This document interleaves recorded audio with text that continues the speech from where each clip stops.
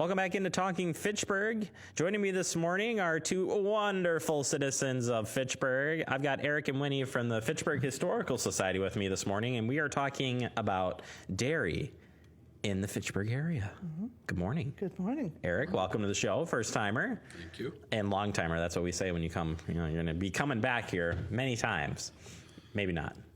We'll see. We'll see.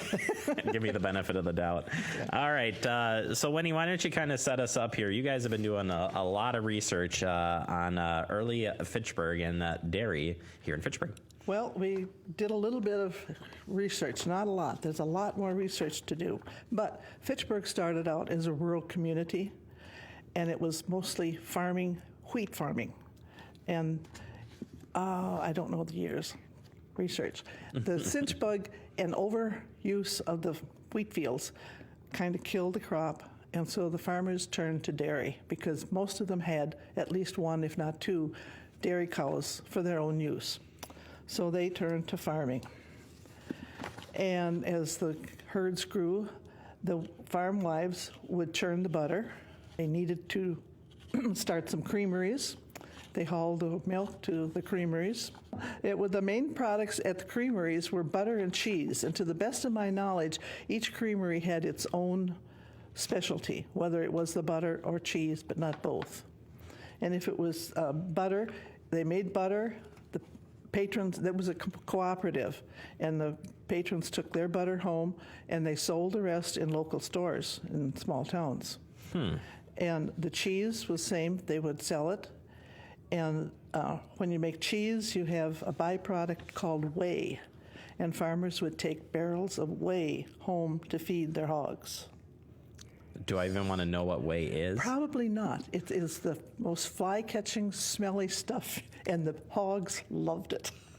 It all makes sense. It does. It does. We have quite a few things up in the Historical Society archives. One of them happens to be a journal from one of the creameries that it wasn't complete, but it ran to about 1924, the journal did. And in there we found that the butter made $70 a month plus his living quarters. Which was pretty standard. Wow. Pretty standard. Wow. Back in the day, yeah. So the creamery business evolved into small dairies that bottled unpasteurized milk and sold it to individual homes. We had 3 such dairies that we know of that started here in Fitchburg. And the very first one was the Bancroft Dairy. And it started out by the name of Woodbend Farms. And it was down in the hollow past where Eagle School is now, down in the marsh. They started in 1919, and then his brother joined them. That was Ben. His brother joined them, and they were Bancroft brothers, and they bottled milk, and they took it into Madison on routes. And then John left, and it was just called Bancroft Dairy. There's one cute little story about that one man wrote about when the farm was back in the hollow back there, and it was muddy. They used a caterpillar to haul the loads of milk out, a Caterpillar tractor to get it out.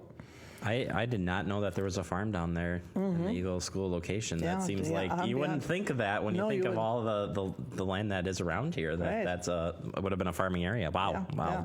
Well, it was pretty marshy. And I'll touch on that in just a little bit when we talk about these other farms. Then in 1930 sometime, the building and the commercial name, everything was sold to a company out of Chicago. And it continued at Bancroft Dairy until 2004, and then it closed. But the Dairy Inn on Park Street had a little ice cream soda shop, sandwich shop. Do you remember that? You don't remember that? I've seen pictures. Pictures of it, yeah. And that was really quite nice. And that was at Fish Hatch and Park Street? And Park Street, yeah, in that triangular thing that they're redoing now.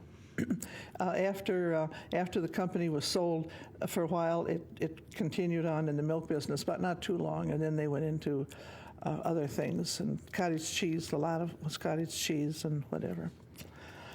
One of the other farms that started in Fitchburg was Bowman Dairy. I've heard of this name a few times. Have you? I have. Bowman Dairy or Bowman Farm Dairy? There is a difference. Okay, you got me there. You definitely got me there. Yeah. So the differences then? The one here in Fitchburg was Bowman Farm Dairy. It perhaps started as Bowman Dairy, but they added the name Farm Dairy to it. And they started in Section 3, which is along Fish Hatchery Road, where the building is now that they just rehabbed with the front milking parlor. Oh, yes. And that was the milking parlor at one time. He started out back in the lowlands too, which was kind of marshy, and he grew celery to sell to restaurants and grocery stores. And they had a couple of cows for themselves and what have you.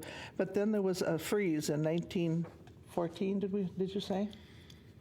That 1914 is when they started the dairy. Yeah.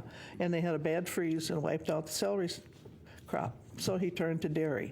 And he peddled milk into town, got a license from the Department of Health and all that. And then in the 1920s, electricity came out that far, and they were able to put in pasteurization. And there was, whatever it was that they used was in the basement of the house, and they used the electricity and the heat from pasteurizing the milk to heat the house.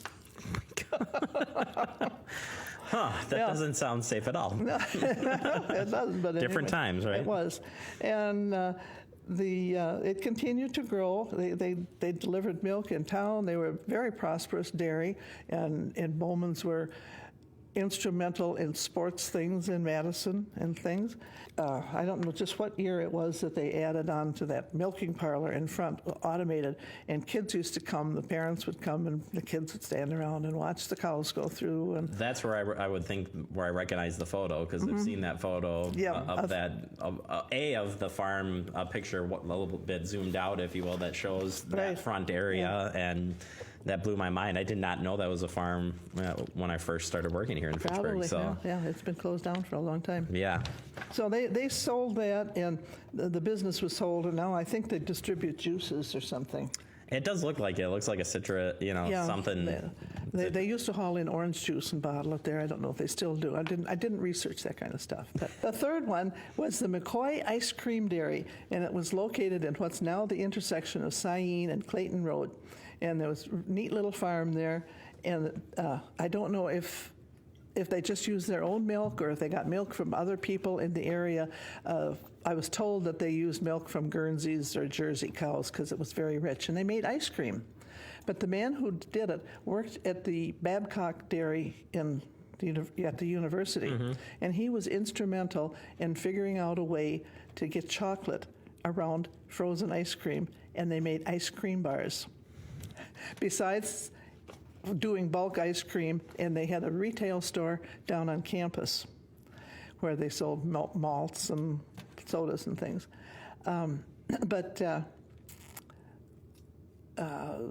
Different people who've been here for a long time talk about stopping at the facility and buying ice cream in the bulk, little fish containers that you get in the store, the little pint things, and taking it home because they didn't have refrigeration, they didn't have freezers at home. So they'd stop there and pick up some ice cream and take it home for dessert. It was all for, wow. Kind of like you had to eat it then and now. Oh, yeah, exactly. At one time, the Soldier Boy ice cream bars, which is what they called, were sold evidently on the streets of Madison by a veterans group. And then Bill Stoneman also sold them when the Cyene Wildcats played baseball games in their league, whatever. So it was quite a thing. And all three of these dairies were kind of in the same area. And Eric has drawn circles on a map that you can see where they were. And they're all in the area down where the fish hatchery has their fish runs and stuff. And they get their water from an underground aquifer through spring feds, and it's cold. So they all had cold water to store their milk. Anyway, and through the years, the farmers had various ways of getting milk to the processors. The milk cans that people use as decorations out on their front yard or whatever held 10 gallons. Or 80 pounds. 80 pounds. And they were kept overnight. Usually you take your milk to the creamery or the dairy or wherever in the morning, and they kept in tanks of cold water It came from their wells, pumps and stuff. And there'll be an interesting photo there of Tom Jones taking a wagon. How many? We didn't count how many. No, quite a few. Yeah, a lot of cans of milk that he was taking to what was Kennedy Dairy, which was located north of Region, south of University, west of Park Street, along in there someplace. We don't know just exactly where it was. And then others sent milk by train. There was a milk stop down at Beanville in Fitchburg, and they picked up milk down at the Fitchburg station down in the little village type of Fitchburg. And we haven't really zeroed in on whether or not they sent milk on the Chicago Northwestern. We haven't figured that out. And I don't know where they sent the milk to. Somebody said the milk from Beanville went down to Belleville to a Pet or Pabst, something down there, but I haven't gotten any word on that. But there too, that would be very close to the dairy that was up off of Regent Street, and it could have gone there. We're not sure. We've got research to do. It's coming along. Yeah. Some of the local farmers then picked up milk themselves, and they were Clarence Rockwell and the O'Brien brothers, Ed Jones, and Phil Berry. They all had milk routes that they picked it up. And then as more automated methods of dairying came into play, the big tanker trucks would come and take the milk out of the milk house. And it was very controlled. It was always taking a sample for any kind of disease or whatever like that. And then you had your chores. It was important to keep the milk dishes clean. And when I was growing up, I thought, milk dishes? Here you've got these big 10-gallon cans and the pails that they milked into, and they needed scrubbing. And the strainers that they poured it through to get them into there, and everything had to be scrubbed clean and disinfected. And then when the milking machines came, they had a system, too, of cleaning out the lines all the way up to the tank. And they were cleaned and sanitized, and then they were ready for the next day's milking. And we're talking, this isn't too long ago, and think of how much has changed in the dairy industry. Yeah. And, I always have it in my mind, editorial piece here, that I bet you we'll go back to some of those early day practices eventually. The way that vegetables garden and local piece comes up, I could see that coming back for dairy. It could be. And I think there are, you have small dairies now that you find in there in the dairy markets, the Sassy Cow and some other things too. And they do things on a smaller basis. Yeah. And that's why I think there could be a resurgence someday of smaller market, Exactly. As the more locally, that local term used is, local farm, local produced. Yeah. But either way, it's a pretty crazy path, and glad you guys researched it. Eric, I know you're instrumental in pulling this Yes, stuff indeed. together. I couldn't have done it without him, but yeah, so he's real verbal over here. He's a man of few words. He's a man of few words. All right, well, appreciate you both taking the time to take us through the journey. Make sure you head over to the library. You can check out more information on Fitchburg history, and including the dairy research that was done here. Yeah, very good. All right, we'll take a quick break and wrap it up. Thank you, right here Jeremy. on Talking Fitchburg. Thank you. Well, thank you.